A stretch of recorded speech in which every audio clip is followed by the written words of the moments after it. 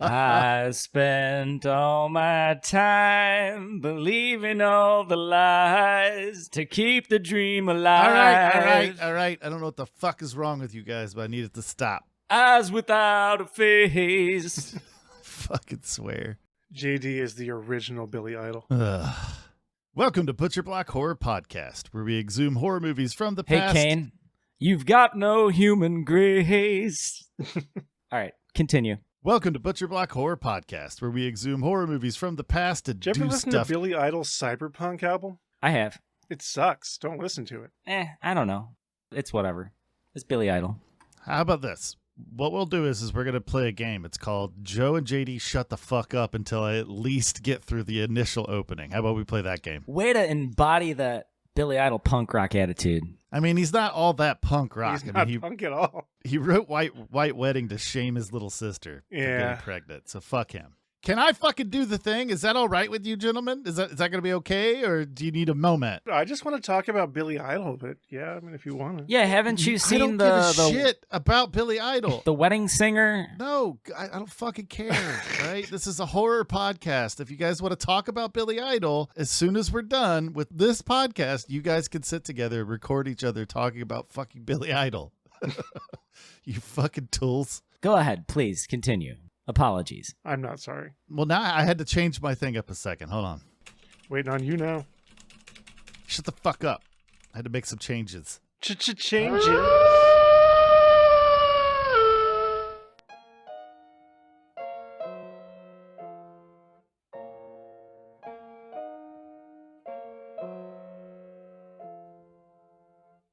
Welcome to Butcher Block Horror Podcast, where we exhume horror movies from the past and do stuff to them with a microphone. I'm Kane. Got two turntables and I a microphone. am JD. And I am tired, but also Joe. Wake the fuck up. All right, well, this time we're doing it to a weird-ass movie a teenage Joe and his cinema friends must have really liked in the early 2000s. It's called Eyes Without a Face. I still think it's a good movie. Eyes without a face! We'll just agree to disagree. If you enjoy the things we do with the microphones to the movies we watch, let us know. You can do this by reviewing us on wherever you did hear the things you just heard. Done did these nuts. We website. It's WeGiveYouBrainworms.com. That's where you can empty your pockets of lint and candy wrappers into our coffers via Patreon. If you want to waggle your tongue at us, join our Funky Fresh Discord server. It would have been better if you had said into our coffins. Yeah, I don't give a shit what you think. How about that, Joe? Rude. That was probably a little hurtful. Yeah, I mean, it's not really how people talk to their friends. That was not my intention. I mean, it was and it wasn't. I was torn, after... Were you all out of faith? Damn. Derailed again. You broke his brain, Joe. I think I did. No, you didn't break my brain. Just trying to factor in the cost of gas to drive out to Joe's house and take a shit on his front porch. Fucking, can we just... Yeah, no, it's like, go ahead. Just do your thing. We're going to follow suit. I did do my thing. I did.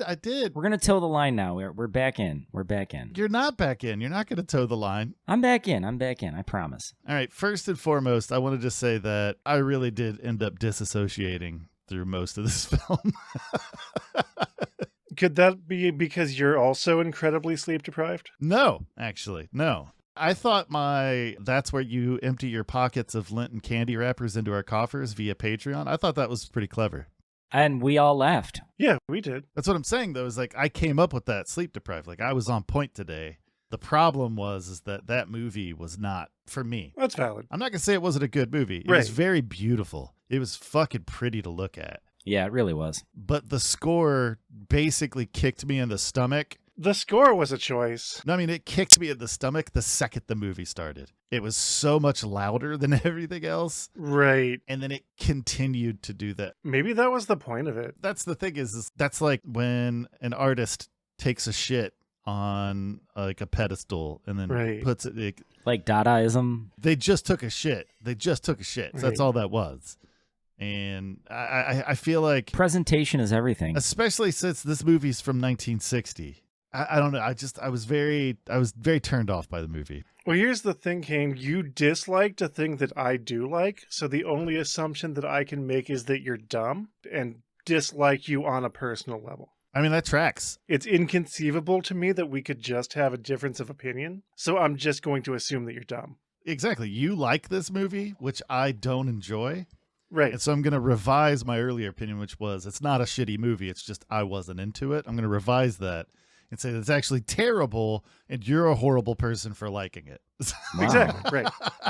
We could also include that it is a bit of a pioneer in French horror. Yeah. Well, seeing as that there wasn't really any real French horror before this movie, then yes, that's an actual true thing. And it ended up getting banned in places, which Yeah. It was very shocking. I'm always a fan of movies that get banned. Yeah, that heterografting scene was enough to make it go bye-bye. Really freaked people out. Got them in a lot of trouble. They actually cut that shit out when they brought it to the U.S. It's like, well, that's one of the best parts of the movie, so thanks for doing that, U.S. Mm-hmm. Yeah.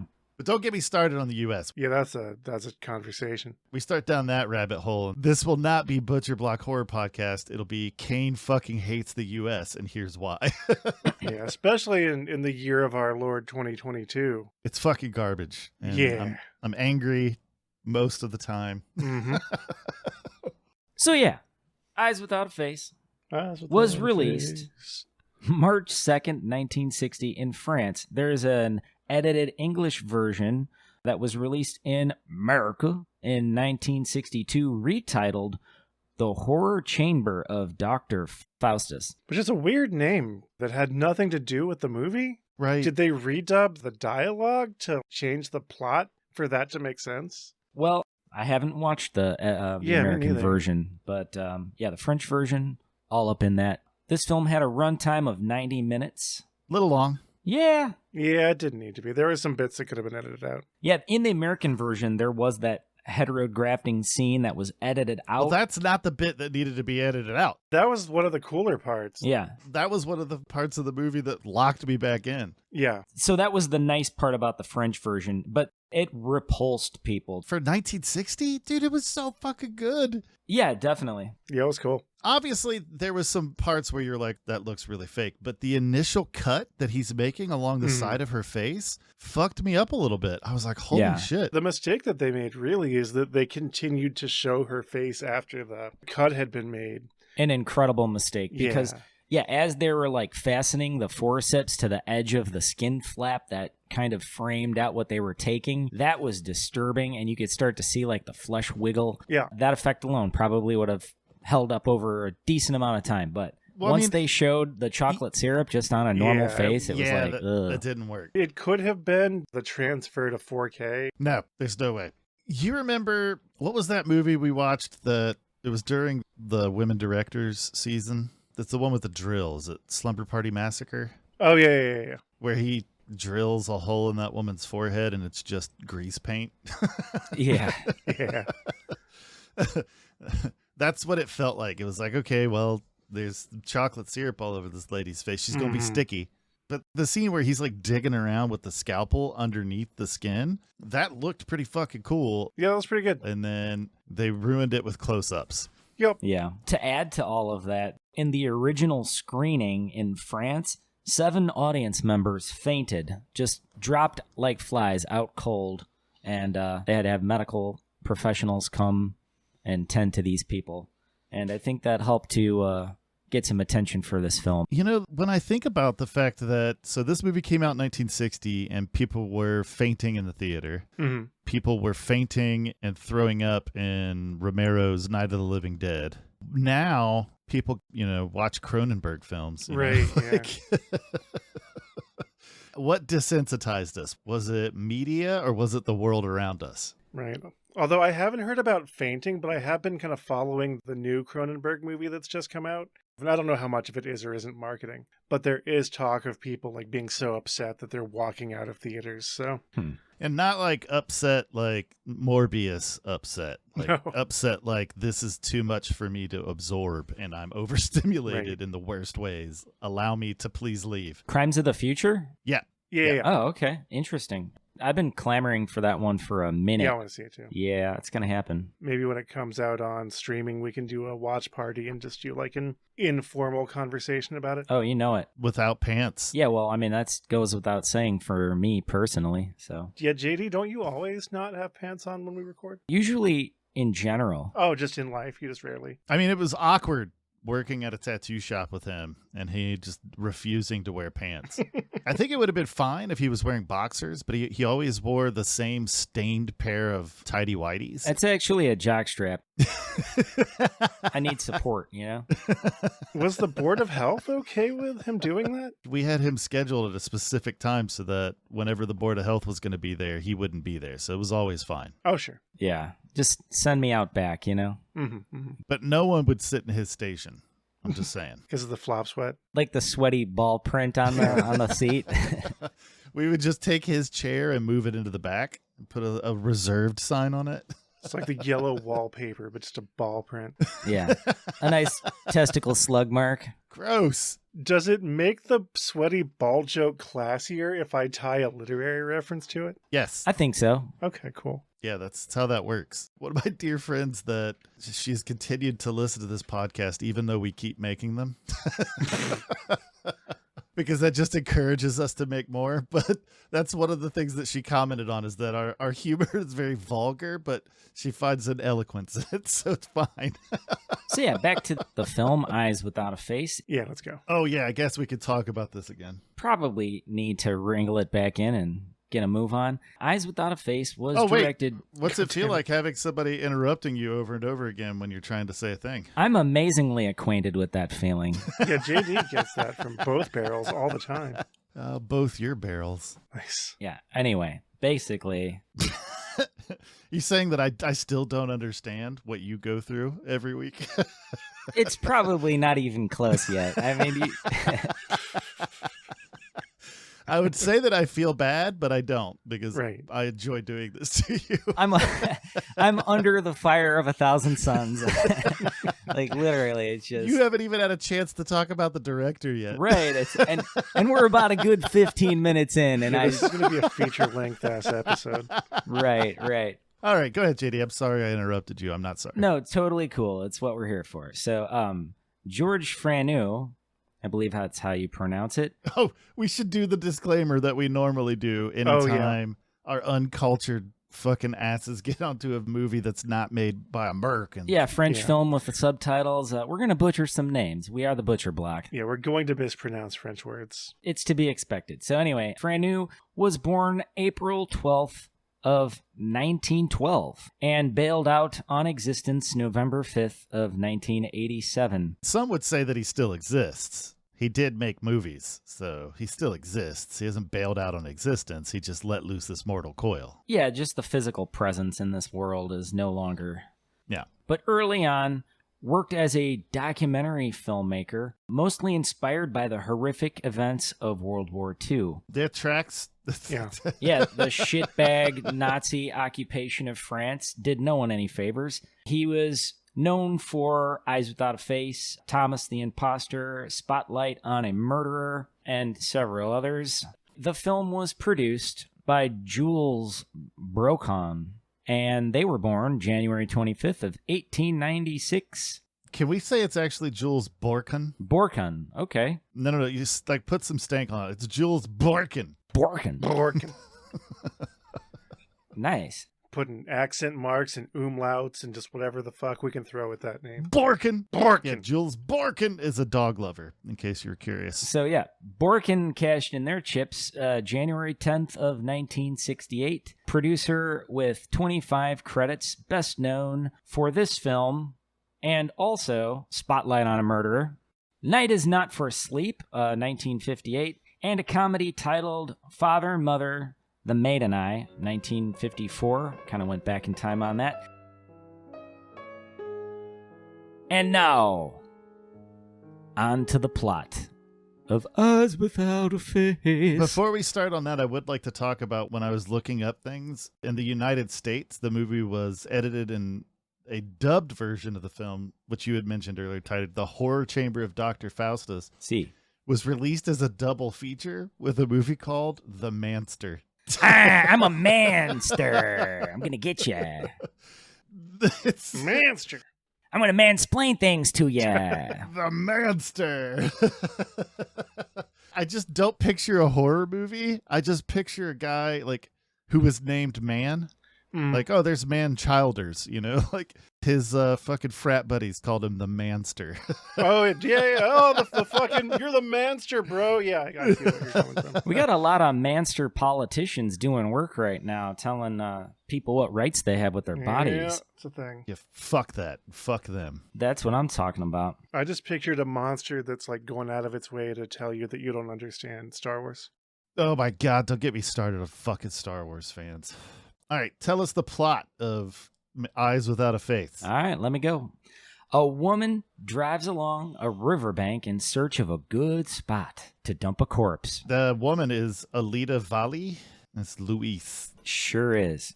But she's, just outside of Paris somewhere. The body is recovered and examined / identified by Dr. Genessier. Played by Pierre Brasseur.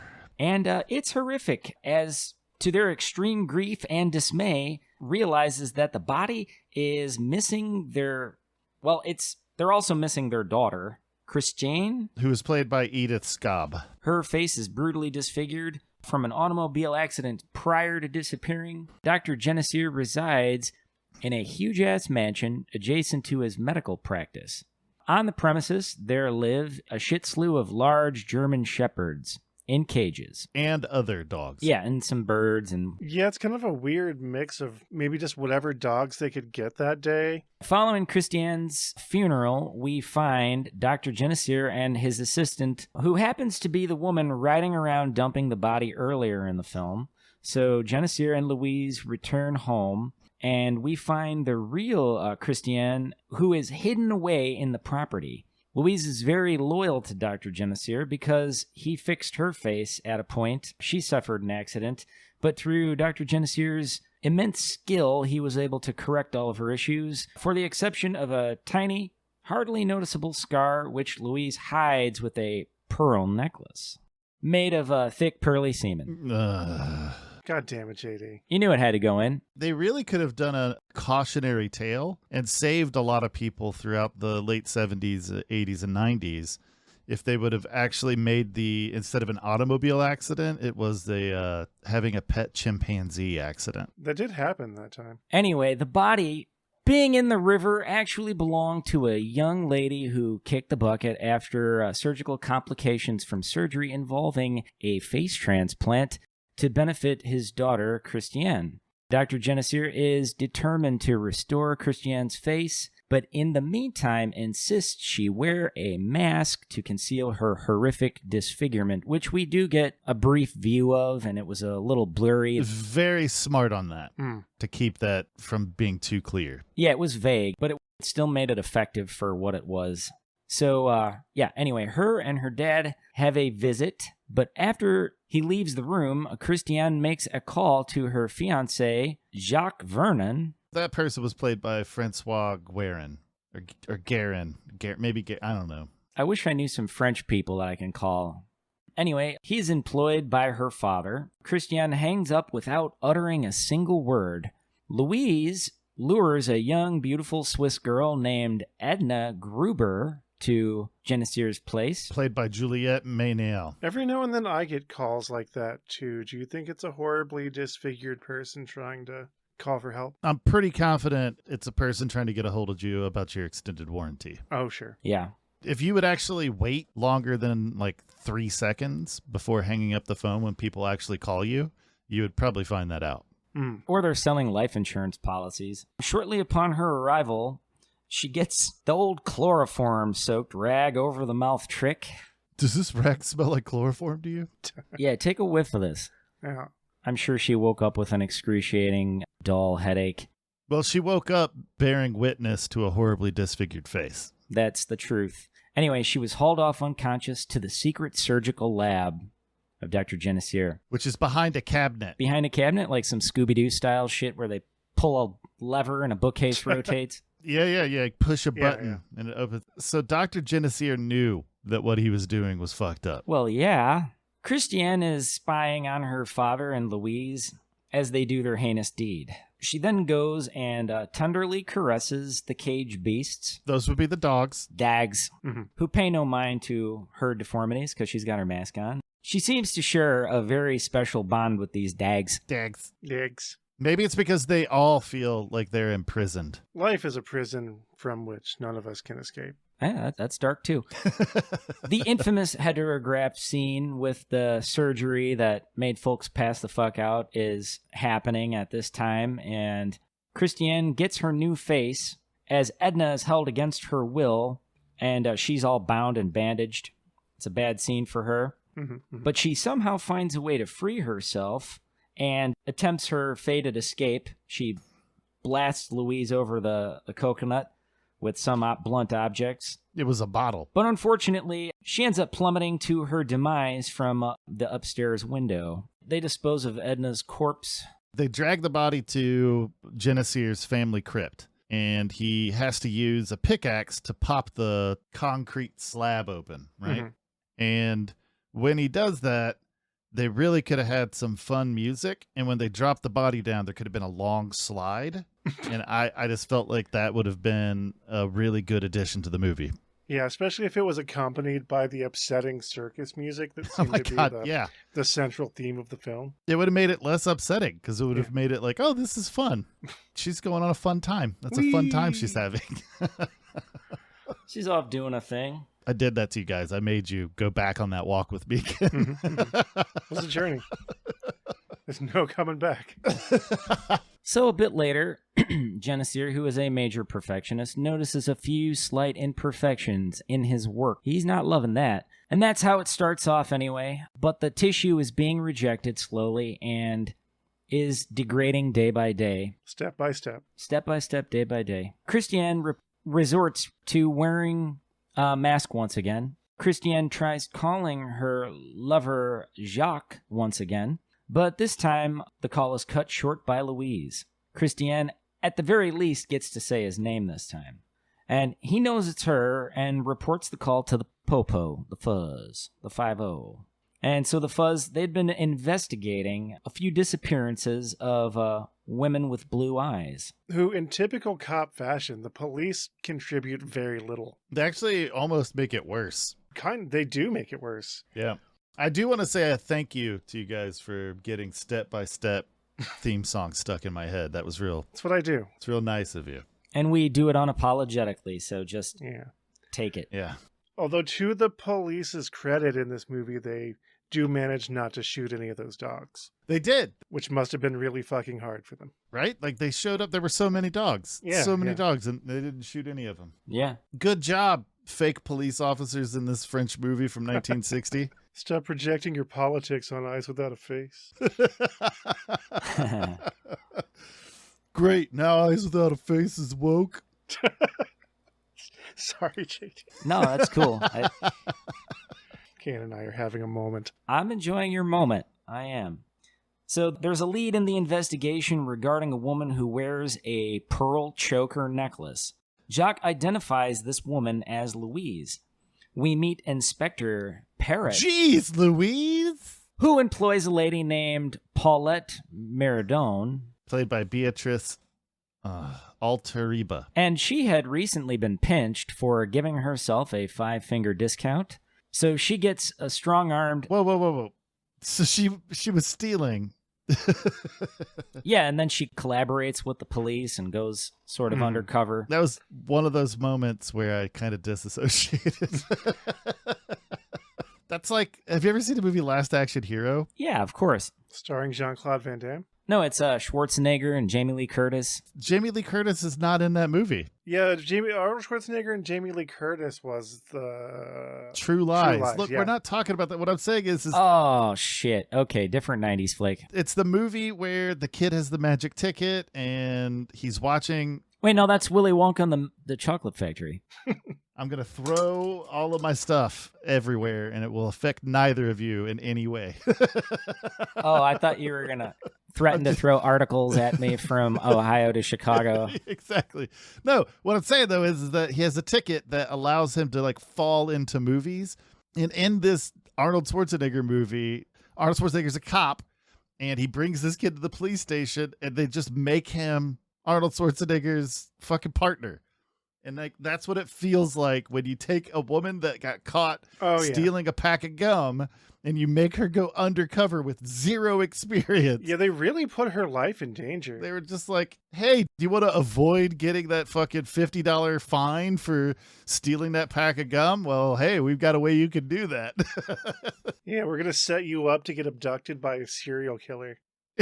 A serial face remover. And not really do much about it. No! We're not going to watch the hospital for when you get released. No. Don't call us before you leave. We're just going to put you in this position and see what happens. It's fucking crazy. It's just, continue. It's just, That's fair.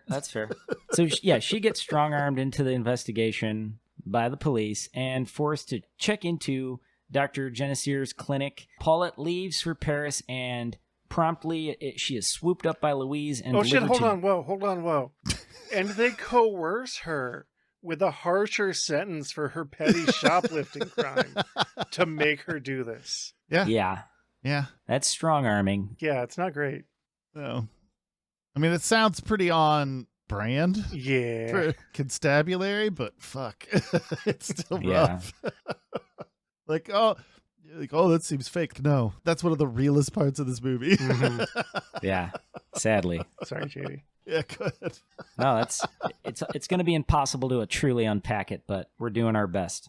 So now Genesier is almost ready to perform a second face transplant when Louise informs him that the Popo want to have a word with him. Man, fuck the police. Christiane is going through it. She's stricken with emotions, guilt, and disenchantment with her father's attempts to fix her. She basically loses her shit and gets buck wild. She stabs Louise through the head holder. I mean, got that knife in there. And I didn't really see any blood, but it felt violent.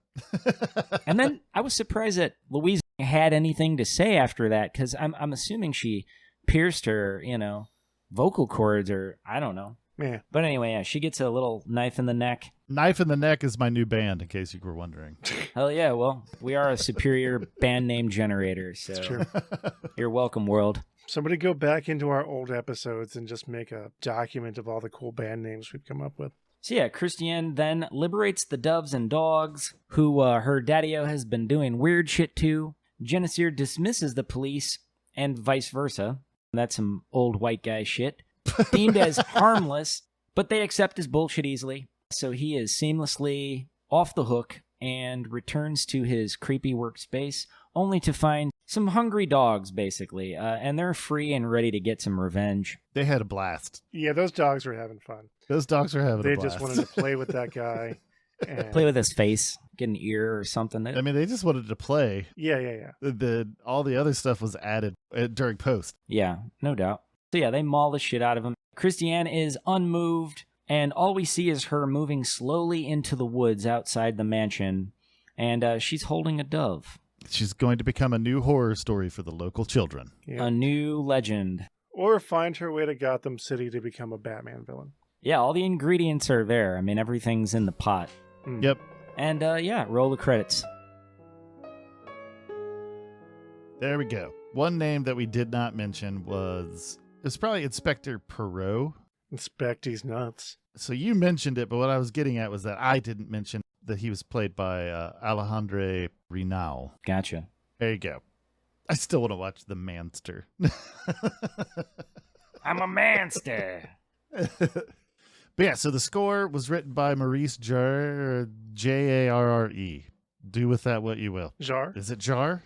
Sure. Jar Jar Binks? Fine, whatever. Not my favorite. It was having fun. I mean, that's great, but I generally like my scores to go with my movies. Like, I could say a lot of shit about David Lynch, but the scores in his films are fucking top notch. Yeah, I wish it wouldn't potentially get us copyright stricken to just have that fucking circus music running all the way through this episode. Well, we want people to listen to the episode. All right. And I think that if you did that, they would get about 2 seconds in and be like, all right, that's enough of that. Yeah, maybe. Because it really wasn't good. It would have made more sense if there was just like a scene with like a clown lumbering down the road with Sure. like the stick and bindle and just kind of dropping things as they... Falling on his ass into a big pie. Yeah. Yeah. Just a dirty mud puddle, and it got it, Mm-hmm. his polka dots are all soiled. Or his hat falls off and he's got like fishing wire attached to it, so he's moving it around while he's trying to catch it. Mm-hmm. I could also see it going along with like that trick where somebody puts a $50 bill on a piece of fishing line. And then, they go to like bend down to pick it up and it moves. That would have worked perfect. Yeah, that would have sure. worked out great, actually. But not this fucking movie. No, it had no place in this movie. That's a weird choice. Yeah, zero. But yeah, so Joe, why don't you tell us about the cinematographer and the writer? Cinematographer and the writer. But yeah, cinematographer Eugene Schuften. Oh, yeah? Yeah, now we're adding German names to the mix, which I'm even less comfortable pronouncing. We're going to call it Schuften. Schuften sounds good. Yeah. A cinematographer born in what was at that time Germany, but is now part of Poland, where he originally went to art school and became a successful painter and architect. Through architecture, he made a connection with a guy who was an art director in the film industry, and that got him into it. He worked with Fritz Lang, legendary director, did Metropolis, one of the first science fiction films of ever, before being forced to leave Germany in 1933 for the reason that many people were forced to leave Germany in the early 1930s because of the Nazis. Fuck all Nazis. Yeah, absolutely. And fuck all fascists. And also, I would like to reward anyone that would generously punch a Holocaust denier in the face. Oh, sure. I'll draw you a drawing or something. Or a Nazi. Yeah, or a Nazi. You punch a Nazi or a Holocaust denier in the face, you're in great favor with our podcast. If your friend don't punch Nazis, then they're no friend of mine. That's right. What a weird country music song that would be. If your friends won't punch Nazis, well, they're no friend of mine. Oh my God, do you want to start an anti-fascist classic country band? No. That sounds great. That sounds amazing. Now I kind of do. Fuck, I hate you, Joe. You see, it's a great idea, isn't it? It is. It's such a good idea. Like in the style of like Johnny Cash and Conway Twitty and shit. Yeah. Oh, God damn it. That would be fucking hilarious. It would be super good. And we might even get some Nazis punched out of it. So Yeah, maybe. Fuck. I lost You're my going to thing. talk about the writer now. No, I'm not done talking about the cinematographer. Yeah, but I was done hearing you talk about the cinematographer, so I was God kind of damn it, hoping. Why do you like this? It's a question you've asked me the entirety of our friendship, and I true. give you the same answer. You're friends with me. Yeah. But yeah, he moved first to France and then to America, where he worked in the film industry for many years and was the inventor of the Schuften method. The Schuften method, huh? I can think of all kinds of things that the Schuften method might consist of. Yeah. None of which are the things that it actually is. That tracks. It's a trick of putting mirrors in front of certain parts of the camera. And it's basically an ancestor of green screen. It allows you to insert things into other Nice. The Schuften method allows you to insert things into Nice. other things. Nice. A little bait and switch action. Nice. Yeah, are you flustered now? Having trouble? Little bit. Talking about baiting and switching and inserting things. And I'm all Twitter Twisting pated them. now. But yeah, he worked with the director of this film on a couple of other films, which is how he got the job. And film historian David Collette would call him the ideal person to work on this film. Okay. Given that this movie is this movie, I'm not entirely sure what he meant by that, but this is a very Right. nice looking movie. So It is. It's very beautifully shot. That was one of the things I was able to talk about while we were watching it. Is I wasn't really into the movie, but it was fucking great to look at. Oh, yeah. Silky. he didn't work on a ton of horror despite his fairly extensive career. He did work on The Magnetic Monster, which I feel like I've talked about a couple times during this season. People from that keep coming up. Bluebeard and The Big Scare, none of which I have seen. Right. All right, well, who wrote this thing? Probably Tony Danza. Highly unlikely. Try again. We've talked about this multiple times, and I feel kind of annoyed they have to keep coming back to it. But Tony Danza, we've looked up his history. He has done 0 horror. Oh, man. Not even a Halloween episode of Who's the Boss. I was very surprised that there was never a Halloween episode of Who's the Boss. But yeah, this movie was based on a novel by Jean Redon. I apologize to every French person for what I just did. Yeah, and I contributed. Sorry about that. Just wait until you're in France and you need to use the bathroom. No one's going to tell you. Yeah. Like, oh, you're that shitbag that made fun of us in that podcast that time. Get out of France. Get out. Take your bullshit to Portugal. Get the fuck out of here. Guess you're going to be able to send me some dirty drawers after all. What? Remember how I always make the they shit themselves comment? That's all. I was just throwing that in. Just edit it out. Fuck that. I'm leaving it in. Jesus. Okay. God damn it. Yeah, writers. Yeah, writers. A writer who I had to go to French Wikipedia to find any information about. How is your French these days? I don't speak French. I use Google Chrome's translate feature. Yeah, Google Chrome, we just gave you a plug. You're going to need to give us something. Yeah. Hundreds of dollars. Free Google Chrome. Fucking hate everything. God. All right. Will you send us a key for Chrome? Get into the Chrome Creators Program. God damn it. Just no, keep going, please. I don't care anymore. I'm done. Tell us about the special effects. No, tell us the writers, because there's a lot. Okay, fine. But yeah, I could find out very little even with French Wikipedia. He worked as a journalist and a communications director for Warner Brothers France. The book that this movie is based on is his only novel. He was primarily a screenwriter. Apparently, the novel was even more graphic than the movie. I mean, it was 1960. You could write way more than you could actually show. Yeah, that's the thing, is apparently great pains were taken with the adaptation to adapt it in such a way as not to offend European censors, which is very funny because it wound up being more censored in America. Of course it did. Yep. He wrote a bunch of movies between the 50s and 60s. None of them were horror. This movie had 7 fucking people credited as writing it. I only cared to research the primary writing team of 2. I'm not talking about 6 other writers, and you can't make me do it. Nobody was holding your feet to the fire, man. You're creating this fucking conflict. Just do what you're going to do. Sometimes I need to work some shit out, okay? We'll fucking work it out later. Yeah, this is going to be a long one. Jesus. It's a barn burner, folks. We got a barn burner here.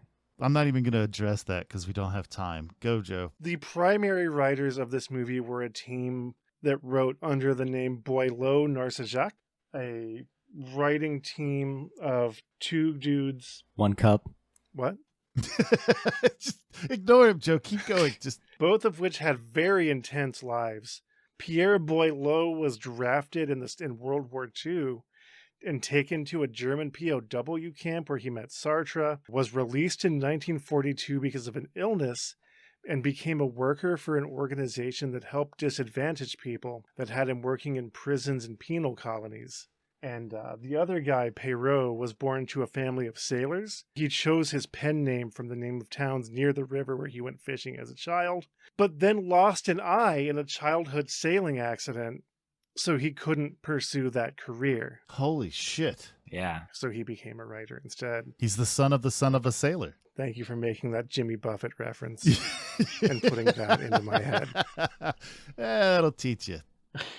That collaboration produced 43 novels, 100 short stories, 4 plays, and 60 credits in film and television. They've been credited as the originators of a distinctly French style of crime fiction, and their most famous horror work in the world of film includes Fuck me. Come on, mumble mouth, put it together. The Devils. Alfred Hitchcock's Vertigo. You giving up brings me joy. Yeah, I can't even.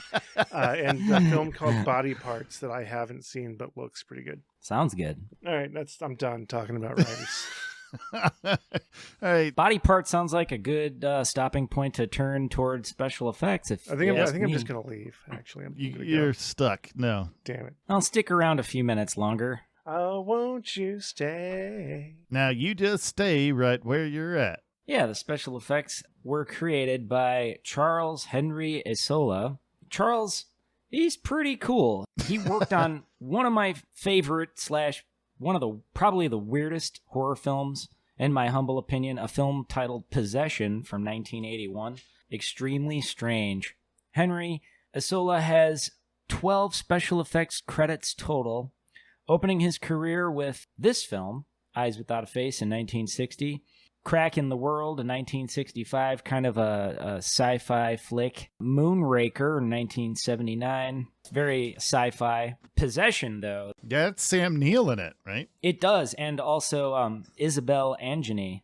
It's a fucking weird movie. Yeah, Possession is bonkers from top to bottom. I'll have to see it. It was actually Charles's last film, released in 1981. I really want to cover that film at some point, because, like I said, it's way out there. And Isabel, she stars in that film. She was also in Werner Herzog's Nosferatu. She's a pretty awesome actress. That's as far as we go with the special effects. They were limited. We had a prosthetic element there with the latex mask and maybe some chocolate syrup. Not sure what that substance was. But the other practical effects were pretty nondescript. There wasn't a whole lot of gore in the film. For the exception of that one scene. The upsetting scene. Which was fairly horrific for that era. But yeah, that's basically all I've got on special effects. Excellent. All right, well, let's chug along here. Personal experience with the film. Joe, talk about your teenage hipster movie watching days. Yeah, there was a point, unsurprising at least to Kane, and probably, anybody who's heard the pretentious bullshit I talk on this show. In my late teens into my 20s, when I got heavily into French media, French movies, a lot of French electronica music and various French indie rock I got heavily into, along with my pretentious hipster friends that I was hanging out with at that point. And yeah, we watched this movie. I think it was, it was back when you would just walk into a Blockbuster or a Hollywood Video and just kind of oh, this looks fun, let's watch it. And I saw it then. I remembered it being a little more interesting. There were a lot of moments I felt that could have been trimmed from this movie to make it a little bit tighter and a little bit faster paced. Yeah, agreed. Totally agree with that. But I do feel like it's very well made. And again, it opened the door to specifically the idea of French horror. So was the Nicolas Cage movie Face Off. Oh, for sure. Definitely inspired. I've been holding that one the whole episode. It's not the only thing you've been holding the whole episode. Are you guys in the same room right now? It's none of your goddamn business, JD. Reach out and touch Faith. Dong, dong, dong, dong, da, dong, dong, dong. But yeah, I don't know. I generally like this movie. I saw it at that point in your life when you think that everything is cool and exciting and you're trying to find the pieces that you're going to assemble your personality from. And I think for that reason, I maybe remembered it a little more fondly than watching it now. I'm like, this really could benefit from some editing. Right. But overall, I like it. It's a good movie. Excellent. JD, personal experience with the film. Yes. This was my first time watching it. It was a little slow rolling for me, and the score matched up very well and at certain times. and it just it sort of threw me off the tracks at other times. So it was interesting, I have to say. And as far as the cinematography goes, I think that was the film's strength. It definitely was beautiful. It was a beautifully shot film. Nice contrast and lighting and all those good things. You're beautiful, JD. You're beautiful. It's true. Do what I can, which is very, very little. Yeah, I don't know what else to say, honestly. Yeah, I got nothing. Sorry. That's it? That's your personal experience with the film? Yeah, you know what? I enjoyed it for it being a beautiful film. The story is cool. I like the idea of it, but I just feel like a little disconnected from the execution. That's all. I get that. I Yeah, totally get that. And so, Kane, how about you share your personal experience with the film? Yeah, I was immediately just kind of knocked out of enjoying the film by the score the minute the movie started. We're going to have to like link that piece of music in the description. The worst part about it is that it's not badly played. Like it's a really haunting piece of music. The way that they used it was just really in poor taste. But yeah, I found myself disassociating from the film multiple times. I was drawn in when I was like, because I still have my tabs open. So I was like looking at the Manster and having a giggle about that. But ultimately, it was shot well. The images on the screen were real fun to look at.